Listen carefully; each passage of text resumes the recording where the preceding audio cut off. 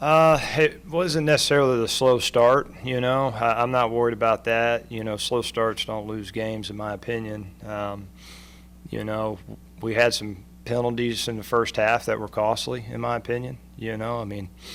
Fact of the matter is we lined up all sides on a field goal. Take that away, it's a different game, right? So those are the things that lose games, So we've got to do a better job in the first half of not having the penalties that hurt us, But as far as all the other things, the team battled hard. That's a really good Indiana team. I thought defensively, when we needed to get some stops, we got some.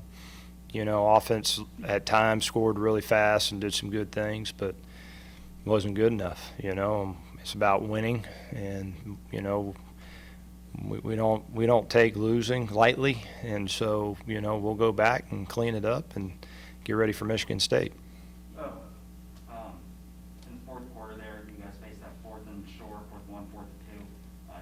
Decided to send John out there to punt it. I guess what was the decision? They were to punt it, and what went into that? We had stopped them 2 times in a row. We have made them punt 2 times in a row, and so we were playing solid defense. And I didn't. They had stopped us on a 3rd and 1 and a 4th and 1 in the first half. And in my opinion, because we were playing solid defense and had stopped them 2 times in a row, I wanted to make them have to go the distance. And there was plenty of time left on the clock. I was not willing to say at that point in time at midfield that was, if we had crossed midfield, if we had been in that 38, somewhere in that range, I probably would have. But to me, because you always have to evaluate how you're doing defensively, and we had back-to-back stops, we started to have some momentum defensively. So we pinned them where we needed to pin them, and then they made a long, nice drive. Coach, when you're looking at 4th downs as well, I think this was late first half, second quarter. It was a 4th and 1, 4th and 2. You guys were in the red zone. Instead of a field goal, I think you guys went for it, and it was incomplete. What was kind of the reasoning for going for it rather than the field goal? Well, I just felt like where we were with the points on the board at the time, it was an opportunity for us that we needed to take advantage of that opportunity. I felt like because we were playing Indiana at that point in time, that was a good time to try to go get it, and it didn't work out for us there. You got to win games. You got to make 3rd and short and 4th and short. And we weren't able to do that, and that hurt us in the first half for sure. Coach, I guess what are your overall good takeaways from the game, and then also some of the bad takeaways that you want to work on throughout the next week before you go face Michigan State? Yeah, first off, I love how our football team battles. That football team we just played at Indiana is extremely talented, and our guys battle extremely hard. They fight, scratch, and claw. I'd go to war with those guys any day of the week, and I love to coach them. It was a pleasure to be out there and watch that football team play tonight, and very, very proud of our guys. The obvious is way too many penalties in the first half. We talked about they missed the field goal. We had the penalty. We had a couple false start penalties that cost us on offense, that we got to get cleaned up. And I think it hurt us, it put us in some long yardage scenarios.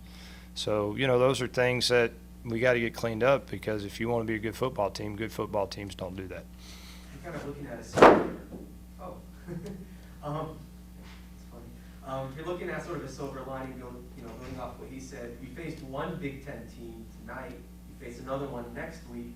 So although this didn't go the way you wanted, on the bright side, how much of a litmus test is it when you face an even tougher Spartans team next week?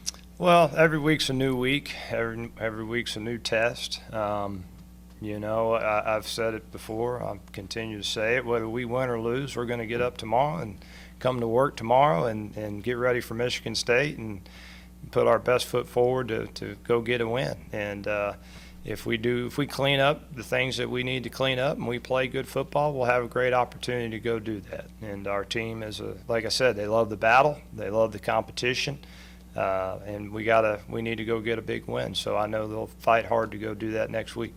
I know it's tough loss, obviously, but I guess crowd-wise, for you to have that many fans here for that game, what's that mean to you? It was spectacular. I can't say enough about our crowd. It was a great atmosphere, and we're going to need, in 2 weeks' time when we start conference play, we're going to need that atmosphere again. You know, we're going to face a really good team here in a couple weeks in our conference opener, and the crowd was outstanding tonight. And I hope they enjoyed what they saw. You know, other than we didn't get the win for them at the end, but I hope they believe in us and they'll continue to show up because we sure do need them. We felt them tonight for sure. You know, Indiana in the first half, I believe, was 7 of 10 on third downs. They also converted a fourth down. Was there anything, you saw maybe on third downs that, allowed them to have that success? No, it's a good quarterback and it's good receivers and good skill. And, if you can't get pressure on the quarterback and he has time to throw, he's going to convert. And the times they convert, he had opportunities to sit back there and hold the football and make those throws. And he's a good player and they're good wideouts, and it's hard to hold up in the secondary. And the times that we were able to get pressure, good things happen. So, but, at the end of the day, Penix is a really good player and they got really good skill. And so, our defense, I thought, battled and did all the things they could do, and it was up to our offense to go out there and go make it happen. And, I was proud of our offense at the end. We scored, and hopefully was going to get the ball back, but it didn't work out that way. But offensively, we got to take it upon ourselves to go score more points and go make it happen. And that's the challenge for us offensively. Last question from me, Coach. When things kind of tightened up and it was an even closer game in the second half, sort of one guy that I noticed defensively was making a lot of stops for you guys was Will Ignat. Whether it was sort of playing spy coverage or on a blitz, it seemed like he was always there. I haven't checked the stat sheet, but I think he might have led in tackles. What are your impressions of him and some of the other senior defenders on your team? Well, I'll have to look at the film. I can't say, I did see Will make a lot of plays out there. That was good. But I saw a lot of our guys making plays out there and just love how they battled and fought. And I expect that of Will Ignat. When you're a linebacker and you play for us defensively, you need to make those plays. And I'm sure when I turn on the film tomorrow, I'll see him making those. But not only him, a lot of the guys that are our players that we rely on, I saw them making a lot of plays tonight. Coach, I know you said it goes back to the offense needing to score more points. You're proud of the way the guys fought defensively. It's hard to compare the last two offenses that you played because Army does what they do. But it seems like at times it struggles to stop them both. 507 yards allowed, I believe, tonight. Is there any concern there about needing to slow teams down, maybe before, earlier in the game, or any just concerns with the defense at all, where it's something that you hung your hat on the last couple of years? No. Our defense is you played a tough Army team, and that, and then tonight you play a really tough Indiana offensive football team, a really good offensive football team. And, they held them to 33. And it's our job on offense, and Zach Kitley will say the same thing. Brian Ellis say the same thing. It's our job to go score enough points to outscore them if they go score 33. And that's not a knock against our offense because at times it was spectacular to watch our offense play tonight. But those guys in our offense, and Bailey Zappi would tell you, we need to go out there and go win the dang game. And that's why I love this football team, because everybody's going to take ownership of it at the end of the day.